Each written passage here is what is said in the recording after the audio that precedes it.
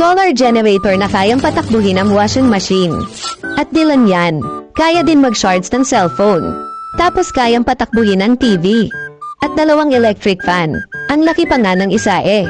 Tapos may solar charger na din ito. Kaya laking tipid na sa electric bill. Kapag wala naman sikat ng araw, pwede mo naman itong i-charge sa wall outlet kasi may kasama na itong charger. At pwede mo din dalihin ito saan ka man pumunta. Kasi napakadali lang nitong bitbitin mga idol. Hindi ka na din mangangamba na mawala ng kuryente sa bahay mo. Kapag meron ka nitong solar power station, heto pala ang kasama nito sa box. Solar panel charger na 10 watts. Tapos user manual. At wall charging adapter. Tapos ang high quality na power station na 220 volts na may power na 350 watts. At may 2 USB input.